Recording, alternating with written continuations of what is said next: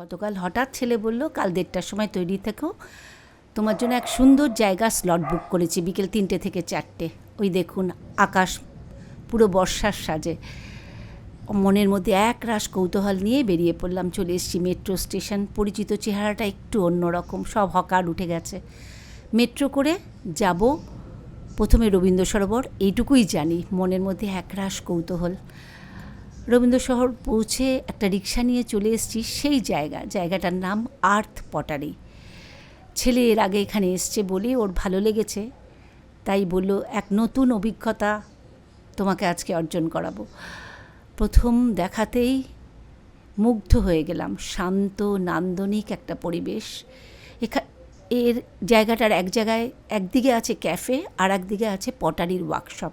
এখানে পটারি তৈরিও করা যায়, আবার তৈরি করা পটারিতে রং তুলির ছোঁয়ায় সুন্দর আঁকাও যায়। যে ঘরে আমার টাইম 3টে থেকে 4টে, এখনও আমার 10 মিনিট বাকি আছে। তার আগের জনের ওয়ার্কশপে কাজ করছে।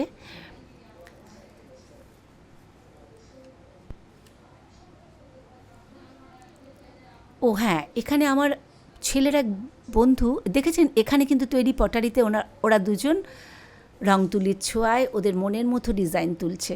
ছেলের এক বন্ধু পটারি করে গেছিলো, ও ছেলেকে বলল, ছবি পাঠিয়ে দিয়েছিল, সেটা দেখিয়ে ওর পটারিটা কালেক্ট করতে। সেটার জন্যই ছেলে এখন ব্যস্ত। মোটামুটি 10 দিন মতো ওনারা টাইম দেয় এটা সংগ্রহ করার জন্য। এই যে সেই পটারিটা, এটা আমার ছেলের বন্ধুর, এটা আমরা কালেক্ট করলাম আজকে। আমার টাইম চলে এসছে, সবুজ অ্যাপ্রন পরে আমি রেডি। প্রশিক্ষণ ভাইটি খুব ধৈর্য আর যত্ন নিয়ে আমাকে সাহায্য করছে। হাত খুব ভালো করে জল দিয়ে ভিজিয়ে নিতে বলল, আর একটা মাটির দলা উইন্ড মেশিনের ওপর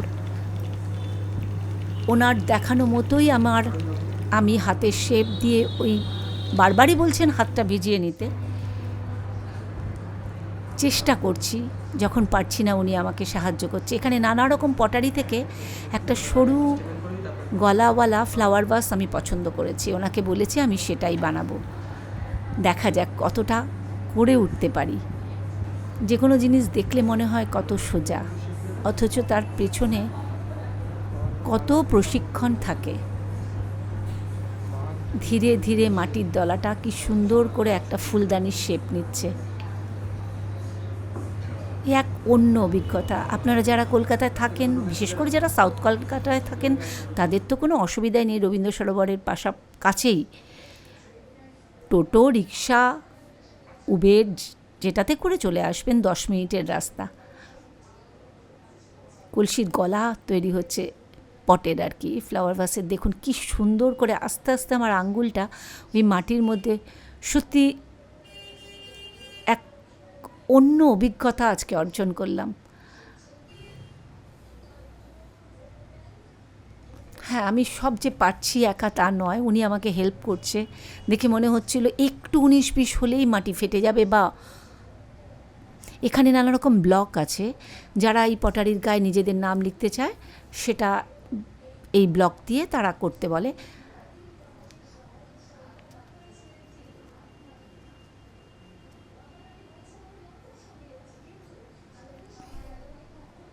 দেখুন, একটা শেপে আনতে গেলে কত রকম শেপ থেকে ধীরে ধীরে যে শেপটা আমি চাইছি সেটাতে আসবে।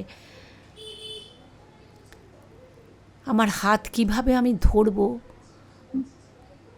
এত সুন্দর করে ভাই আমাকে সাহায্য করছিলেন। ছেলেটি অনেক ছোট আমার থেকে, তাই ভাই বলছি।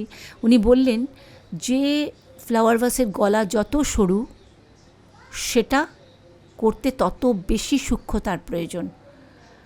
হালকা করে উনি চাপ দিয়ে ওপরে ওঠাতে বলছেন, তত সুন্দর করে ফ্লাওয়ার ভাসের গলাটা সরু হবে। আমি যতটা সরু গলা চাইছি, উনি বললেন ঠিক ততটা আমার মতো করে সরু করতে, আমার পছন্দ মতো করে। আর এক্সট্রা যে মাটিটা, উনি কী সুন্দর দেখুন একটা স্পঞ্জ দিয়ে ওটা তুলে দিয়ে, এই স্পঞ্জের গায়ে জল দিয়ে, কারণ একটু জল কম হয়ে গেলে এটা ফেটে যাবে।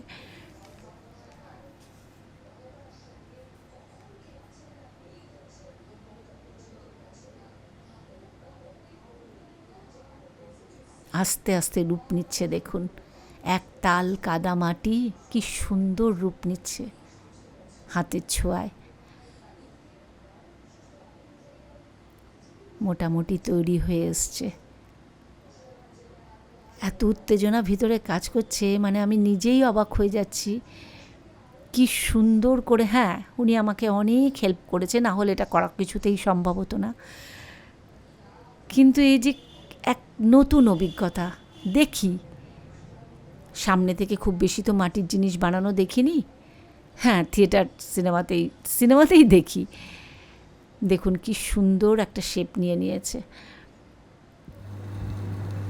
এরপরে একটা ওনাদেরই ইনস্ট্রুমেন্ট দিলেন, যেটা দিয়ে এক্সট্রা মাটিটা উনি আমাকে দেখিয়ে দিলেন প্রথমে, তারপরে আমি আস্তে আস্তে এক্সট্রা মাটিটা নিচ থেকে তুলে দিতে বলছে, যাতে ফ্লাওয়ার ভাসটা সুন্দর করে শেষে কেটে তুলে আনতে পারি। এবার একটা সরু তার দিয়ে উনি আমাকে প্রথমে দেখিয়ে দিয়েছেন।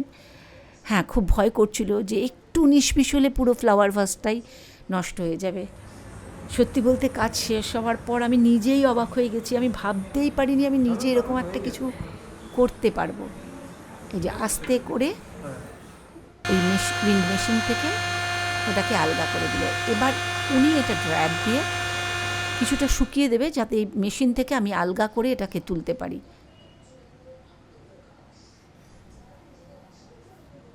যেন মনে হলো একটা নতুন কিছু জয় করলাম। তারপরে উনি কিছুটা কাদা মাটি দিলেন আর কিছু টুলস দিলেন, বললেন আপনার পছন্দ মতো ডিজাইন করে ফুলদানিটা সাজানোর জন্য। নানা রকম ডিজাইন চেষ্টা করছি, কিন্তু কিছুতেই যেন মনের মতো হচ্ছে না। চেষ্টা করছিলাম দুটো পাতা আর একটা ফুল করব, কিন্তু কিছুতেই আমি যেন সেই শেপটা মনের মতো আনতে পারছি না। তখন ছেলে আমাকে জিজ্ঞেস করলো, কি করতে চাইছো আমাকে একটু বলো তো, কেননা টাইম তো 3টে থেকে 4টে, তারপরের জন্য অপেক্ষা করছে। তখন ছেলেই ওর হাতের ছোঁয়ায় সুন্দর করে পাতা করে ফুল করে ফুলদানির শেষ ফিনিশিংটা ওই করেছিল। কেননা ওনারা একটা কিছুটা মাটি জল দিয়েছে, শুধু ওটাই আঠার কাজ করে, মানে যত পাতলা হবে এই ডিজাইনটা তত এটা বসে যাবে, কারণ এটাকে এরপরে পোড়াবে। হ্যাঁ, এটা আমাদেরকে কিন্তু দিয়ে দেবে কালেক্ট করার জন্য, টাইম দিয়েছে 10 দিন।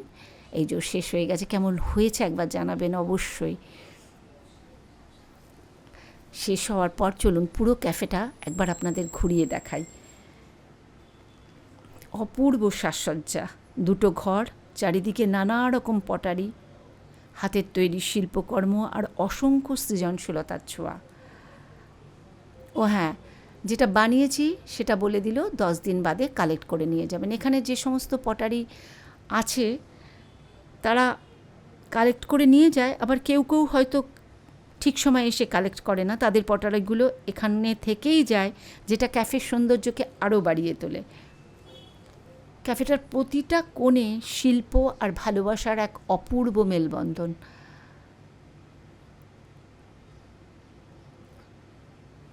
এত নান্দনিকতার ছোঁয়া সমস্ত ক্যাফেটা জুড়ে, মন ভরে যায়। একটা কোল্ড কফি খেয়ে এবার বেরিয়ে পড়ব অন্য গন্তব্যের উদ্দেশ্যে। আগামী পর্বে সেই গল্পর ও অভিজ্ঞতা নিয়ে আপনাদের সঙ্গে দেখা হবে। ততক্ষণ কিন্তু সবাই ভালো থাকবেন, সুস্থ থাকবেন। চলে এসছে আমাদের গাড়ি। দেখা হচ্ছে আগামী পর্বে।